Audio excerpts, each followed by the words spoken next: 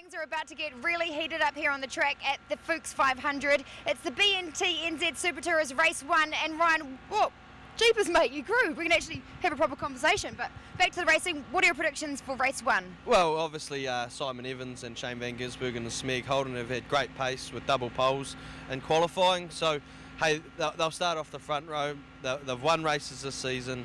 Hey, they're going to be a team to watch out for. I think still Dominic Story, Nick Pukekohe, I reckon that they're going to be in amongst it as well again. Pit stops in between lap 17, lap 21. You know, that as I keep saying, they could throw a cat amongst the pigeons, Joe, and it'll be all on after that. That's right, mate. It's going to be all on. So let's get straight into the action. You know what? I'm liking that you're that tall. We can actually have really good chats. But hey, let's get right into the racing. Righto, things are about.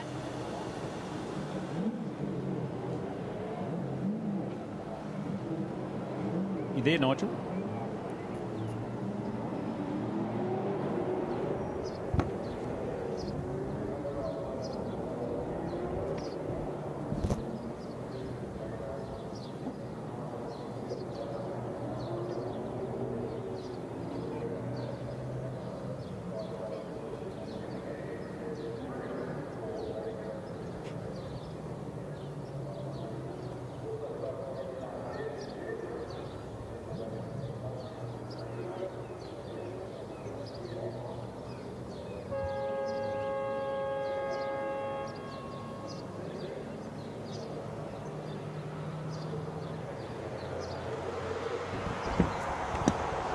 Yep, that's what he just said on race radio.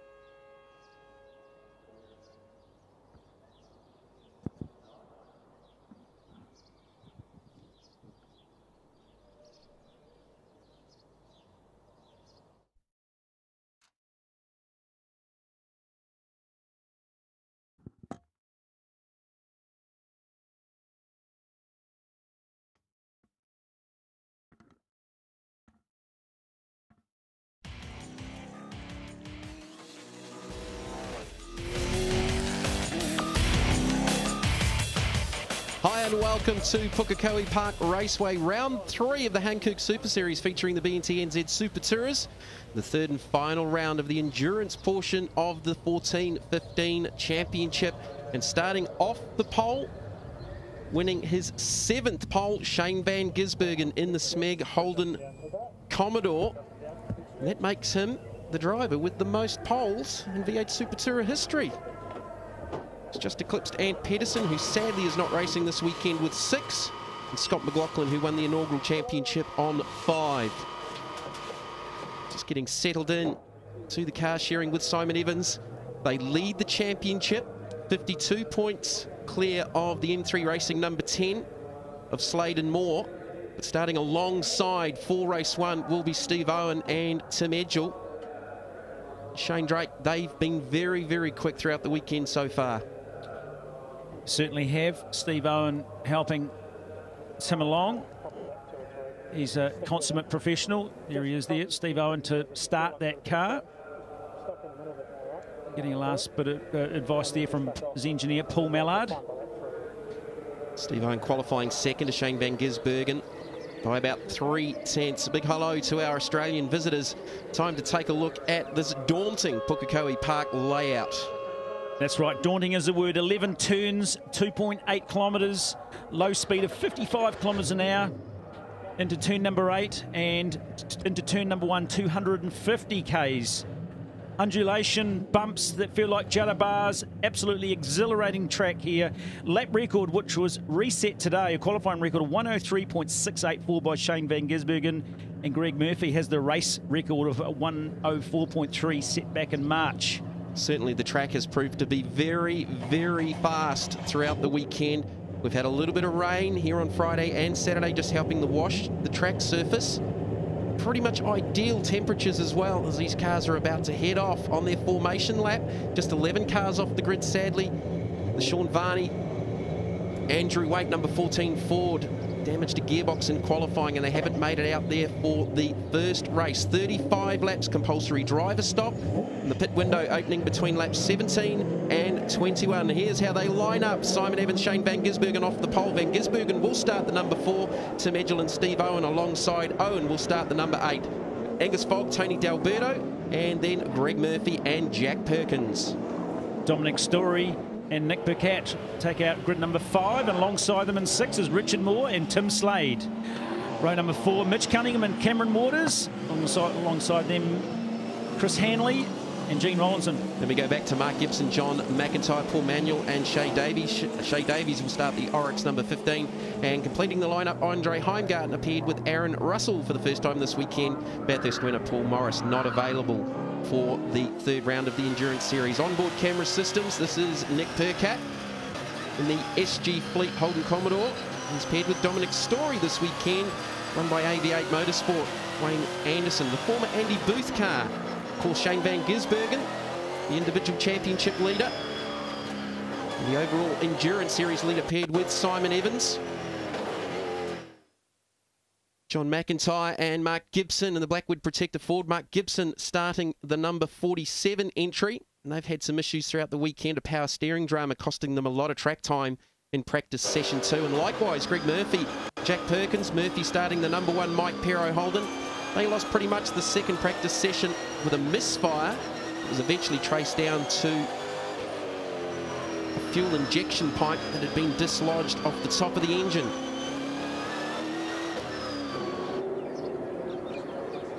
So 35 laps, pit window between 17 and 21 for the compulsory driver change. No fuel for the first race. We will see the fuel stops for races 2 and 3. And the big point to come out of the previous round at Hampton Downs and Taupo Drakey is the clarification of these pit stop rules, not just only for the driver changes, but for the fuel changes as well. And there have been some changes, and hopefully it's all sorted. You say that with scepticism, There was Jamie. a little bit of, hopefully, was that what gave it away? Well, look, I mean, we're not going to get to see it in race 1, and we spoke about it at the top of the program, so hopefully that between the teams and the officials that we've got the right answer for this. Hey, they're all looking to get outside the box and just, try and do something different to get the advantage, because these cars are so very, very close. That car certainly is the benchmark right now. Shane, you were sitting alongside me in qualifying. 2 of the most stunning laps I've ever seen around Pukekohe in a touring car. A 103.6 from Shane van Gisbergen, and he was working to do it. Yeah, it certainly was good, and there's 2 ways of getting a car around a track fast. One is you muscle it, and the other one is it's just got fantastic hookup, etc. But this car, he had to muscle. It's something we actually haven't addressed this weekend about the qualifying time, which is, the fastest time ever around here, is that the trucks are here this weekend. So they're putting down lots of diesel. So we're getting ready to go racing here at Pukekohe Park Raceway, the Hankook Super Series BNTNZ Super Tourers Race 1, third and final round of the Endurance Series as we roll into the sprint portion later on in 2015 at the end of January. Van Gisbergen off the pole. Again for the co-drivers, the green light in the windscreen. Just 4 main drivers starting this first race. Aaron Russell there at the tail of the field in the Heimgartner, number 22, recently announced as the new driver for Super Black Racing for 2015 and V8 Supercars in Australia. Down to the line. Late start.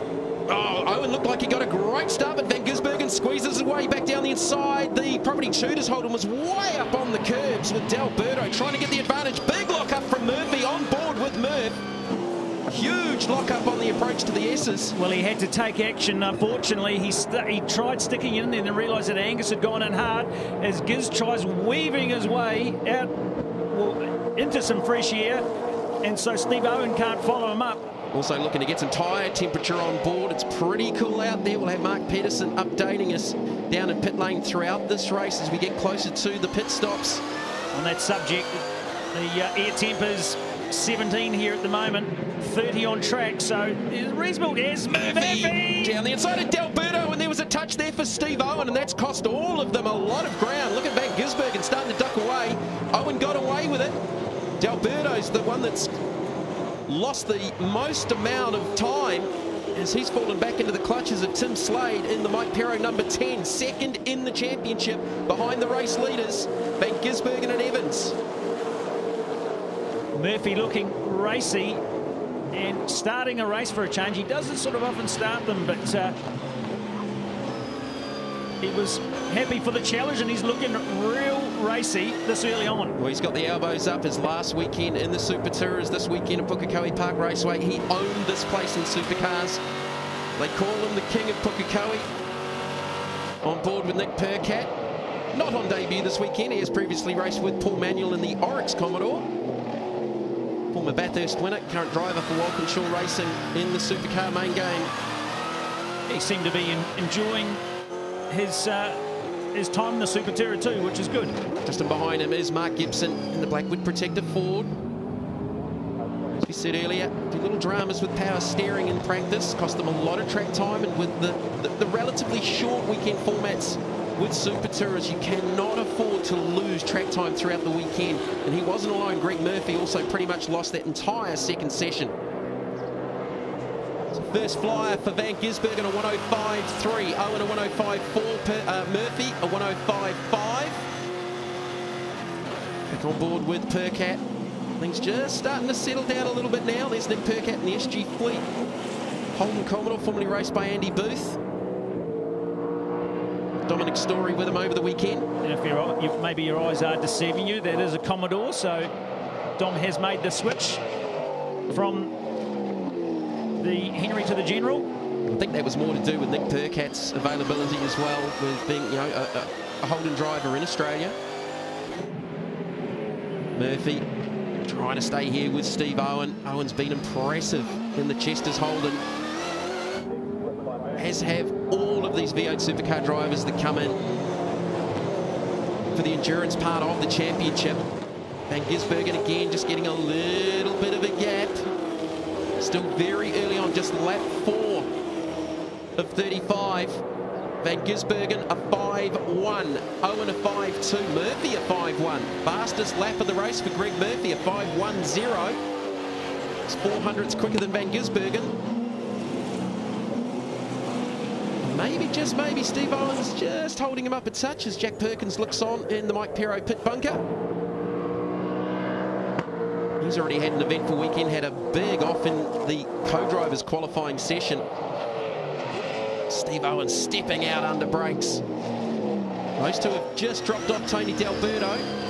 D'Alberto was only a 10th slower on the previous lap, back on board with Murph. Murph's getting to that point where he's letting Owen know that he wants to have a go. That's ugly. Exit oversteer for Murph, yeah. Owen was sideways under brakes going in. Look at that time loss there. And Murph won't be happy with himself with that. That's 4 car lengths. And I think what happened there is he used first gear. Some of these guys change around from first to second depending on, you know, what they need, what position they're in. Van Gisbergen a 5-2, Owen a 5-1, 10th quicker than the race leader.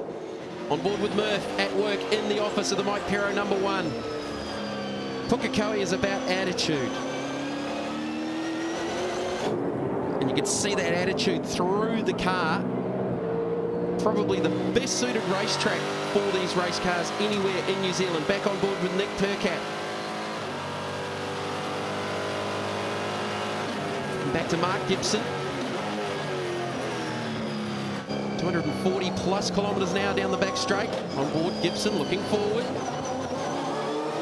But surprisingly, Drakey, the entrance speed down into turn 1 is actually quicker than the back straight now. Yes, it is. A little bit of a brake lock up there by Nick. Yeah, so it used to be quite a lot faster the back straight, obviously, but now it's a reversal with having the addition of the BNTSs. Oh, big sideways moment there for Gibson on the approach, and it continues on. He was way off the side of the track. Big recovery there for Gibson, and that cost him 6 to 8 car lengths off the back.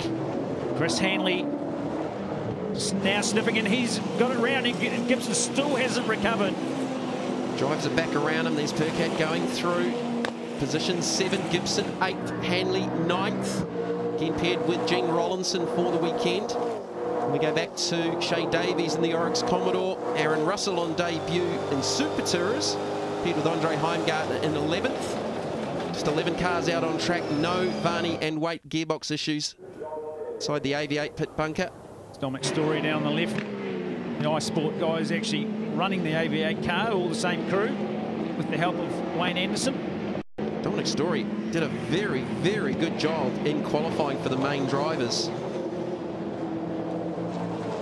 Eventually ending up, I think, second. In fact, was third. Heimgartner just pipped him at the end. It's back on board with Nick Percat. Got a run here on Mitch Cunningham. Can he get it down the inside into one? That's a hold your breath moment. It's a good one. Cunningham's going to try and live out there, and that's on the dirty line. He had to concede in the end, but you do not want to be out there. You've got to sort of make the decision to fall in behind. Dom looks on. That's another spot, thanks. And that SG Fleet car. Fastest lap of the race for Van Gisbergen, a 105.013. Owen a 105.05. Murphy a 105.07. Delberto a 105.03. That's close. Obviously on big fuel loads. No fuel stop in race #1. That will happen in races 2 and 3. Throughout the weekend, as we've seen with the Endurance Series, as we go back to Shane Van Gisbergen, the race leader, tyre management, very, very critical. With just 8 new Hankook tyres allocated to the teams for the weekend. Van Gisbergen, another 105.0, 10th quicker than Owen. Murphy dropped back 4 tenths on that lap. D'Alberto in turn was 2 tenths quicker than Murph. There's only 6 tenths the difference between Murph and D'Alberto. There's your top 4. Back to the 5th place, Tim Slade. Percat now up into 6th, Cunningham 7th, Gibson 8th, Hanley 9th, Davies in 10th, Aaron Russell in 11th in the Hydrolink #22 Holden. D'Alberto's actually coming further up onto the back of the #1 car. We filtered back through. There's Shay Davies. Aaron Russell behind him, and that's Chris Hanley, former New Zealand V8 Ute champion. This young fella, 23-year-old from Queensland. Has raced here in New Zealand before, Drakey. Yeah. In what we call star cars, the Australians would be more familiar with the Aussie racing cars, as he's got lots of sideways attitude out of the hairpin. Back on board with Van Gisbergen, who's just dipped into the 4s, a 4.9 for Van Gisbergen. And there's the gap. It's out to 1.6 seconds.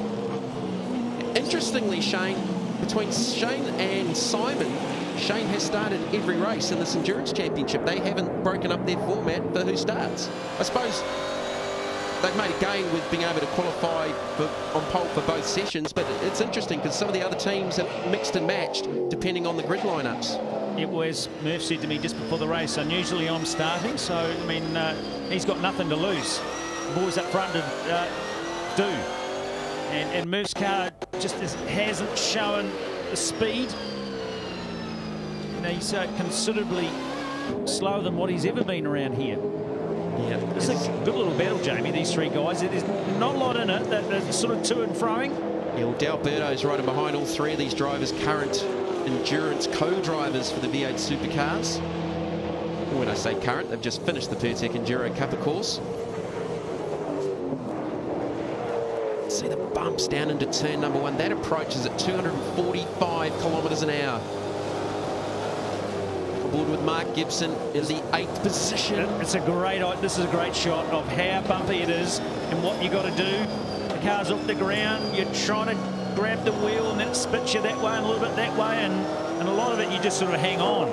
Trying to minimise that wheel spin onto the back straight. This not quite as important as it used to be before the complex got built into it, but it's still pretty crucial.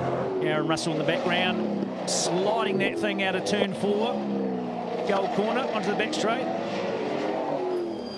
On board with Gibson. Well, that's the thing, you need to try and keep the tyre under the car to hand over to your co-driver as well. That 10 of 35, pit window just 7 laps away. For Mark Pedersen, he's going to get very, very busy down there on pit lane. And just reminding you, the green light in the window is the co-driver is in the car, and the majority of the co-drivers are in the car for the start of this one. Just 4 main game drivers for V8 SuperTourers started this race. Murphy, Cunningham, Hanley and Gibson. The rest of the cars with their nominated co-drivers for this first part of race number 1 from Pukekohe. Dan Gisbergen's just set the fastest lap again at a 4.771 as the fuel's starting to come out of the car. Oh, big sideways. Oh, Shay Davies, how did he keep that out of the concrete? Boy, oh boy, he got out of it and it had another go. Here's the replay. That'll have him thinking, so he got it lit up off the exit. Oh, he got the, it looked like he might have just got the wall too.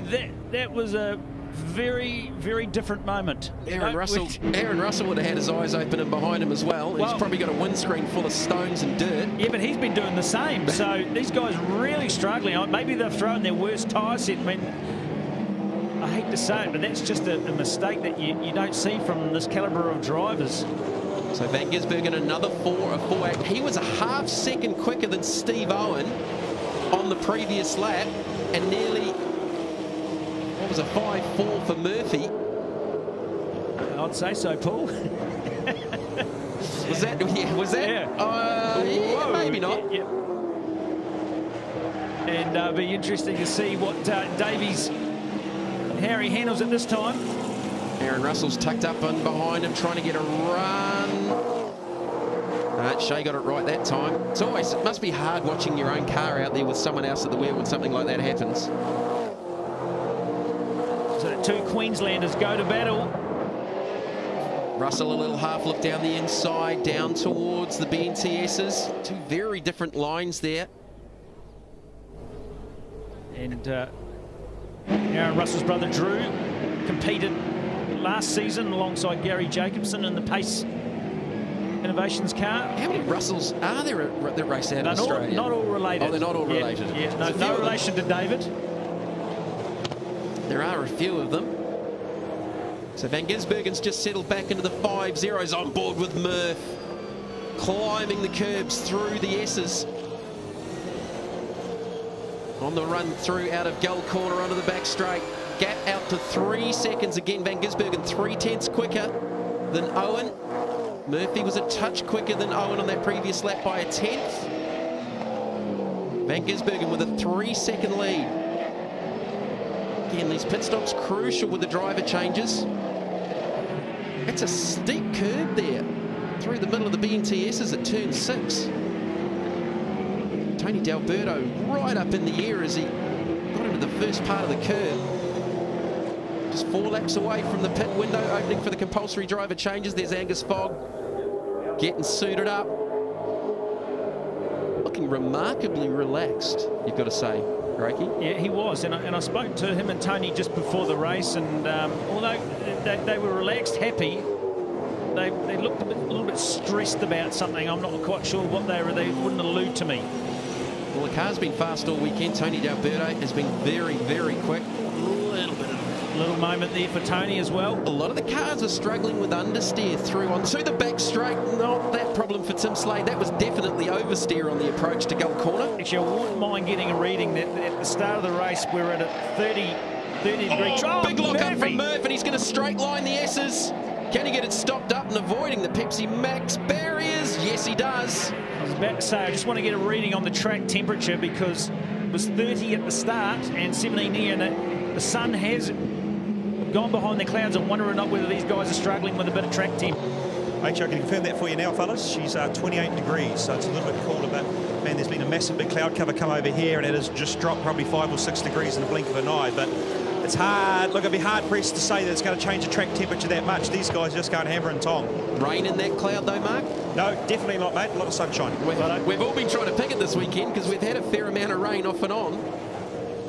I mean, you're putting the beach towel and the suntan lotion away yet. Here's a replay of Murphy, and here it goes. That's a big, big, long lock-up and would have severely marked that tyre. It's not the one real prone to all the workload. The majority of the load around Pukekohe is obviously on the left side. So Van Gisbergen's last lap is a 5-0, and he was 0.6 quicker than Steve Owen. The gap's out to 3.9 seconds. Murphy under the attention. Tony D'Alberto. D'Alberto trying to cross him over off the hairpin. Steve Owen just up ahead. Van Gisbergen, your race leader. Well, D'Alberto was witness to that moment a couple of laps ago, so he might be keen to shove the properly tutor's car up the inside. Murph will be a little bit vulnerable. We won't want to do the same again to that tyre. Another 4.9 for Van Gisbergen out in front. He's extended again out to 4.5 seconds, 0.6 quicker than Steve Owen. Again, Shane would have to be a little bit mindful to keep the tyre under the car for the last half of the race when he hands over to Simon Evans. Lap 16 of 35, pit window not too far away from opening. 17 to 21, just 4 laps to try and get it done. And again, as we've seen, Mark Pedersen, these pit stops with the driver changes are going to be crucial because we've seen some pretty good times down around that sort of 11-12 second mark, but when it goes wrong, it can really go wrong, like Paul Morris and Andre Heimgartner did at Hampton Downs. Yeah, and of course, guys, and doing the driver changes like a golf swing, the slower you are, the faster you're always going to be, and the faster you rush it, you think just get tied up and everything. But what's interesting here, boys, we're at car number 1 to Greg Murphy's team. The boys are getting ready for a tyre change. They've just said that they're more than likely going to change that right front tyre. So I don't expect to see the car the minute the pit window opens. They'll bring this thing in, change the tyre, and be on its way. You think they're going to check that first or just go straight to it? They geared up here. I spoke to the guys and they said, no, we're going to change it. You know what it's like, Shane, you get a bit of a flat spot around here and it's going to keep picking it up, and when you're about to change the co-driver, you probably want to give them the best car you can. Yeah, but it hasn't picked it up again yet, Mark, but it's going to wreck their race, mate. Oh, look, it's only going to probably take 5 or 6 seconds longer to do the driver change because you can do the tyre change and the driver change at exactly the same time. So the amount of time lost, they'll certainly gain should they have to pick that flat spot up and come in later on. Right, good call. So Greg Murphy in third. Van Gisbergen's lead now out to 4.9 seconds again. Another 4/10 he's just taken out of Steve Owen. These 3 cars are struggling to stay with the race leader, but in coming back to what I said before, Shane, that Van Gisbergen needs to try and keep a tyre under the car to give to Simon Evans to try and get to the end of this race. Well, I don't really think that's too much of a problem with a person of the calibre of SVG. And I know he likes taking the tyres off the rims at times, but I mean, he's got a job to do here, and he's got a responsibility to hand that car over to Simon Evans in good shape. Pit window is now open for the compulsory driver changes. 105.1 from Van Gisbergen, a 5.5 from Owen, a 5.7 for Murphy, 5.7 for D'Alberto, 5.4 for Slade, Nick Percat at a 5.6, and the gap is now 5.2 seconds. Van Gisbergen back to Steve Owen as Jack Perkins gets ready to get in this car. The number 1, Mike Perro, Holden Commodore. Guys, not only Jack Perkins, every single driver is in. The first one to call the trump card is Andre Heimgartner car. Hydraulic, they're the first one in. But you mentioned about Shane Van Gisbergen. I'm standing here watching the car over the top of the hill. He ain't using any speed in that car. He's just keeping the momentum going. Well, a 105.1 last lap, Owen versus a 105.5. Here's D'Alberto having a nose, and he's going to get up the wrong side of Murphy, but make him potentially do another lap. But now Murph swings to the right. Nearly a bit of a bother there for Murphy. Murph pits. Russell out, Heingartner in the Hydrolink number 22, sorry. Got a good stop, guys. It was 14 seconds in and out. It's not bad. I think the benchmarkers that have been down around that 11-12 second mark, but that's certainly a lot better than they've had with Paul Morris trying to get in and out of that car. Certainly was, guys. Look, number 1 car's in, and you watch how quick these guys get out of the car. They're out of the car within 2 seconds. Getting in's another story, but getting out there fast. That's been the problem for Heimgartner, but here we go. The number 1 pulls in unusually straight away. Oh, overshoots. 5 nuts on the hub as opposed to the centre lock nut on a V8 supercar. Cunningham Waters' car was in behind them as well. And Gisbergen took another 6/10 out of Steve Owen. The gap 5.8 seconds, definitely taking a bit longer.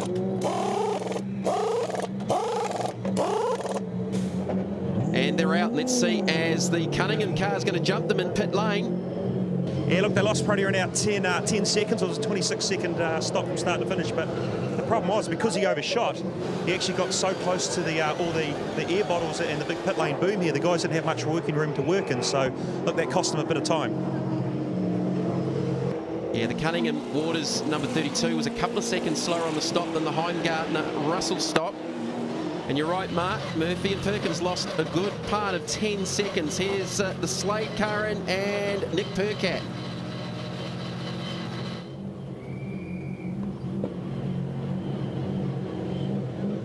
They're not pitted too far away from each other. Slade out, Richard Moore in. And these guys were practicing their stops just before the start of the race, making sure doing everything dead right. Slade walks away.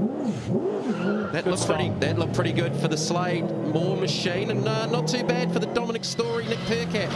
Well, keep in mind, guys, these guys come in line astern, so he probably would have dropped probably 2 or 3 seconds once they get excited. Underway, but the Moore stop was 12.2. Here's the race leader. Shane Van Gisbergen in. Had over a 5-second lead over Steve Owen, who stayed out for another lap.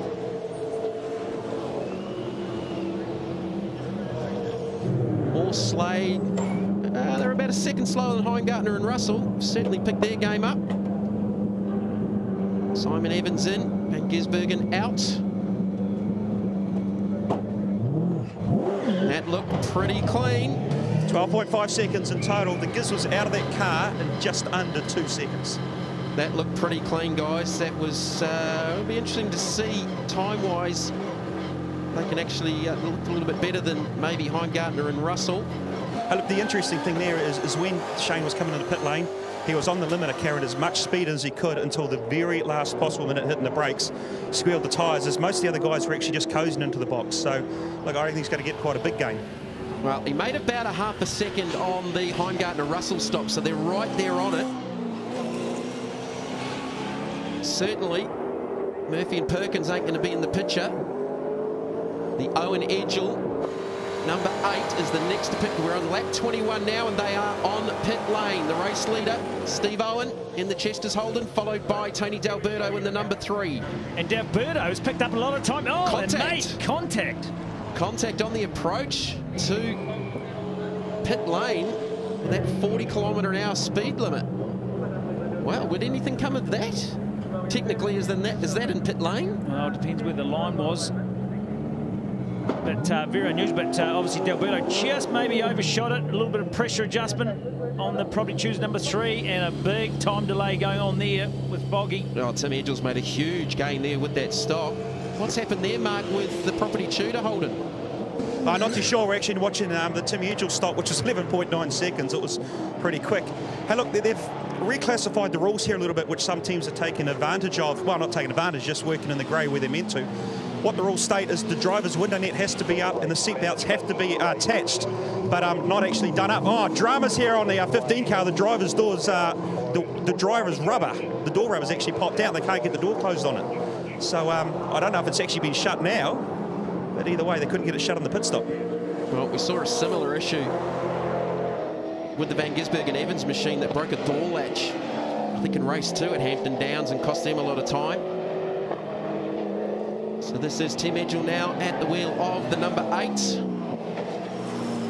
Yeah, that's cost Foggy a whole heap of time. They actually lost. They were slower than the Murphy-Perkins stop, as Paul Manuel still trying to close that driver's door.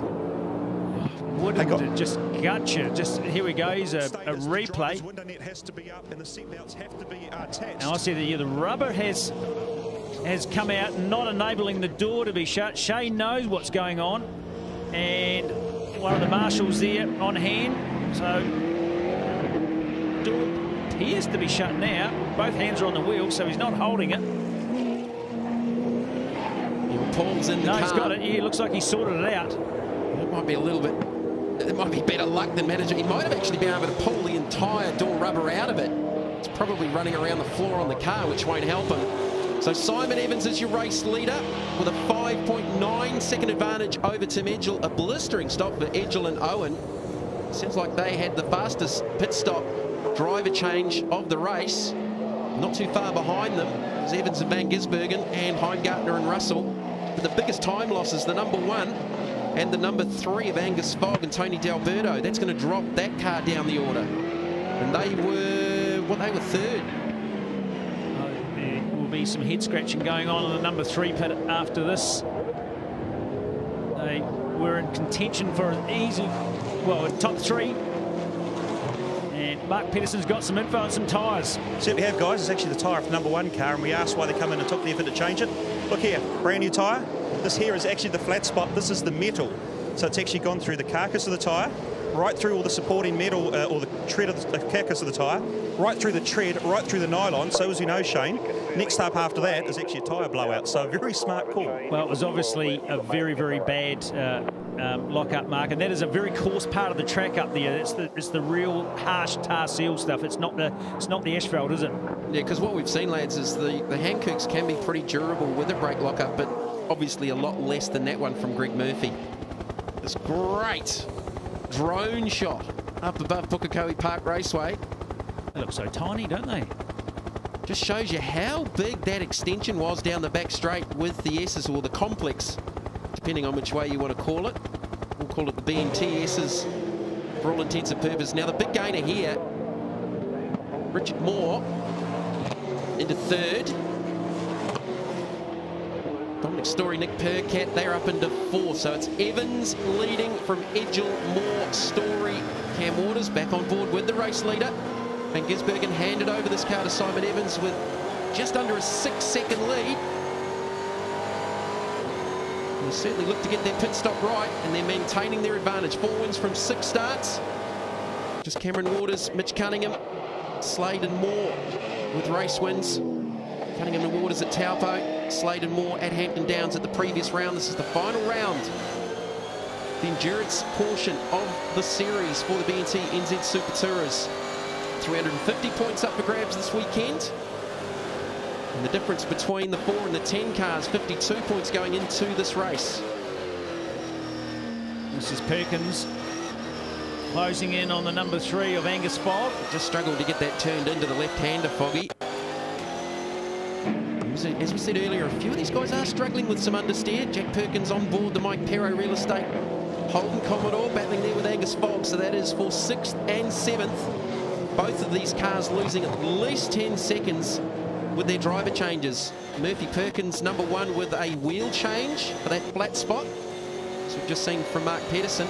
And we're not too sure what happened with Foggy and D'Alberto, but they certainly lost a similar amount of time on pit lane. It's an absolute giveaway. It's like flushing money down the toilet, isn't it? It just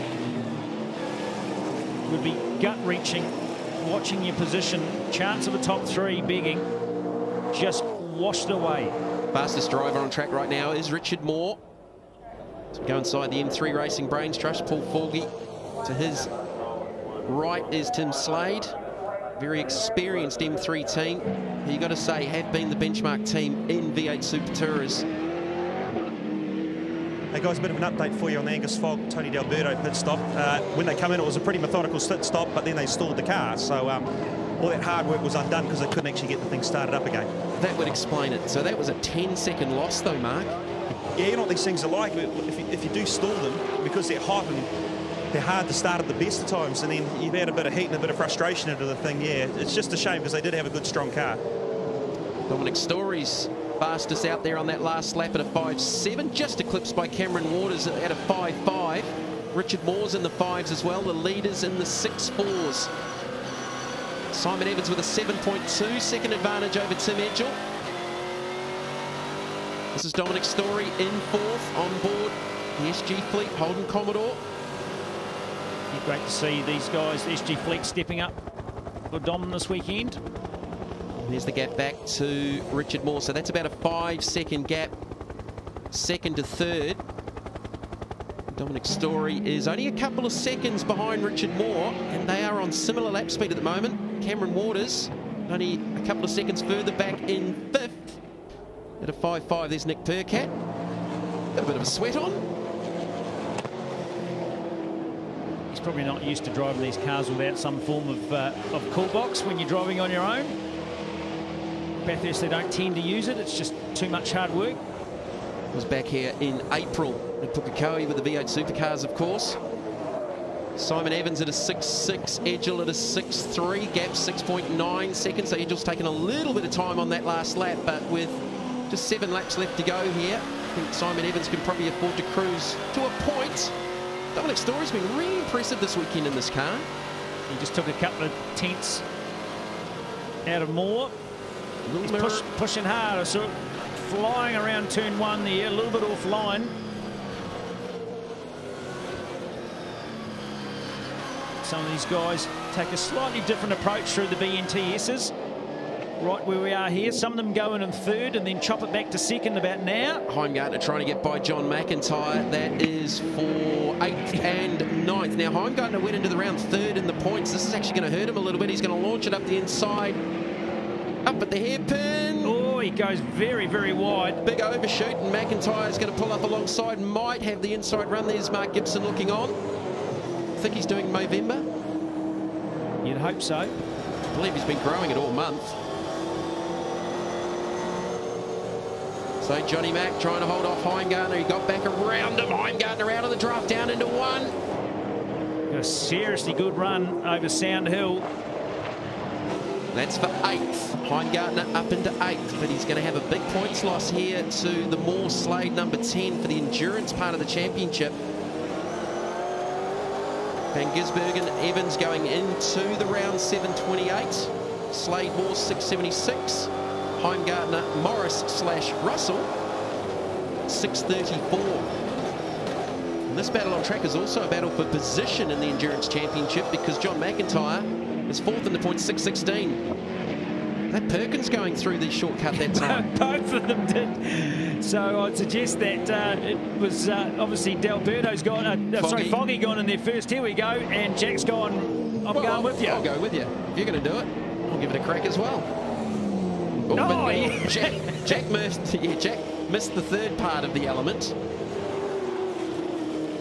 So Simon Evans with a 6.8 second advantage over Tim Edgell. Looking for a good result here, Edgell and Owen. Talk about dramas. That's not a hard thing to do, though, Jamie. When you're focused on the car in front and you're not sort of, you're blinded by where the brake markers are. Sometimes you use the car in front, and obviously he did, and he didn't realise that he'd overshot by probably a good 50 metres. So Tim Edgell in 2nd. If he can hold on to that, he's got a big enough gap back to Richard Moore, who is actually reeling him in pretty quick, a 5.6 versus a 6.2. So Moore's within 4 seconds. A possible great result here for that close-knit family team who lost an engine in the first round of the championship in Taupo. They've had a couple of other dramas along the way as well. These guys have been together for the whole race. Just apart from everyone's bad luck, they're actually moved up a few positions, but they've been glued to each other's tailpipe. So Evans, your race leader, 6.8 seconds ahead of Tim Edgell. Richard Moore in 3rd, Dominic Story in 4th. Cameron Waters in 5th. Angus Fox 6th, Jack Perkins 7th, Heimgartner 8th, Gibson, McIntyre 9th, and it's Paul Manuel and Gene Rollinson in 11th in the Ferndale Farms Ford. Shortest of the 3 races over the weekend. Races 2 and 3 featuring fuel stops, compulsory fuel stops as well as compulsory driver changes. Out to 70 laps around this punishing Pukekohe Park Raceway. In practice, this man on the screen now, Andre Heimgartner, had a huge moment at turn 10, heading up the Sound Hill, and I had a little chat to him afterwards, and he said yes, it was very big. It did get his attention? Oh yes, yeah, he was surprised how quickly it happened, and it can happen, and sometimes you spit you into the wall, but thank goodness he continued on his way. He's back up front. Simon Evans. Well, Heimgartner qualified second to Evans in the main drivers qualifying session, the second qualifying session. Thought Heimgartner had him there for a moment, but Simon was able to just get a break in traffic, and tell you what, there was not a lot in it, 0.07 of a second. It's pretty much how that translated at Hampton Downs as well, with them 1 and 2 for the main drivers session. How relaxed, how smooth is Simon Evans here?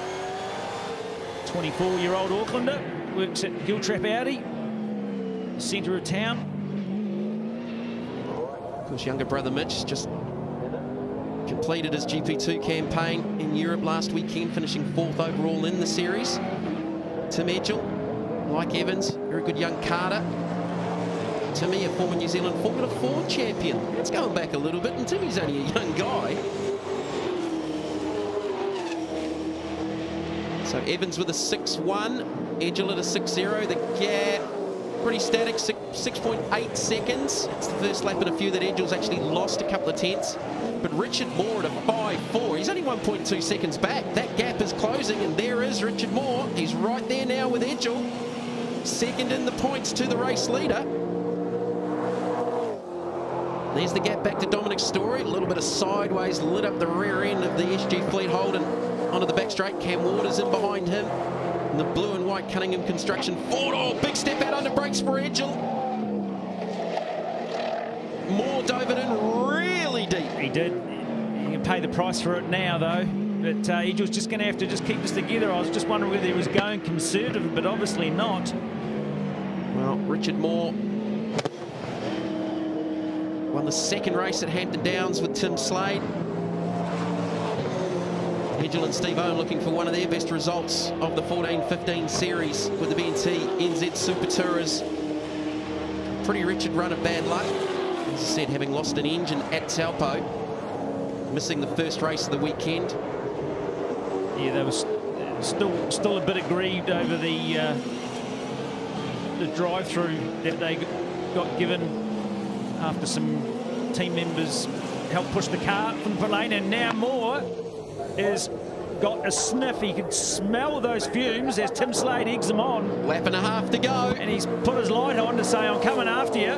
Well, he's got a half second on anyone at the moment, Richard Moore. He's filling Tim Edgell's mirrors.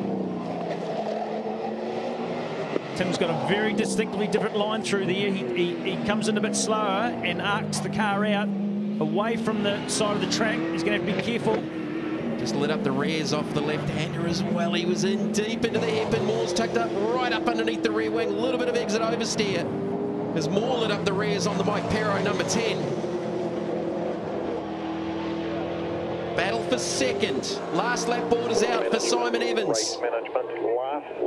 Looking for his 5th win in the V8 Super Tourers. Shane van Gisbergen looking for win number 9 that would put him solidly into the 2nd place for most V8 Super Tourer wins. I don't think anybody is ever going to beat Greg Murphy's 20-odd. Such was his domination over the last couple of championships. Here's the visual gap as 2nd and 3rd head down the back straight to turn 5. Edgell's done a good job here over the last couple of laps because he knew Moore was coming. Oh, he backs it in. He's overshot. Yeah, he just pinched the rears. It was in very, very deep. Moore's right up underneath the rear bumper now. Looking for the better run up into the hairpin. He's going to have to go defensive, and he does. Look, he slows it up. Oh, might have been a little touch there. There was definitely a touch off the exit, side by side, and he's in deep. Moore's going to try and cross him over. Evans just up ahead, about to take the checkered flag. Win number 5 for the Smeg Racing team. Simon Evans and Shane Van Gisbergen to consolidate their series lead for the endurance portion of the championship. And the battle for second coming down to the line as Simon Evans is celebrating, and Edgell holds on to a hard-fought second from Richard Moore and Tim Slade. And how's this? Dominic Story and Nick Percat in 4th, the first time either of them have driven that race car this weekend. Well, great job by this man, Simon Evans. And a great battle behind him as well. So win number 5 for Evans, win number 9 for Shane Van Gisbergen and the Smeg Racing team celebrating. Here is Mark Jones there in the middle of the screen. He's the importer of the Smeg range of products into New Zealand. Well, they dominated qualifying. Van Gisbergen polled in the co-driver's session. Evans polled in the main driver's session, and they have won the first race. Simon Evans and Shane Van Gisbergen in the end a 5.9 second victory over Tim Edgell and Steve Owen. That is a fantastic result for the Chester's Holden team. He held off Richard Moore in the end, Tim Edgell. They were 3rd ahead of Story Percat. Fogged Alberto in 5th. Good result there for Foggy and the property tutor. Holden back to Murphy and Perkins. They'll be a little bit disappointed. Heimgartner, Russell, Gibson, McIntyre, Manuel Davies, and Hanley and Rollinson.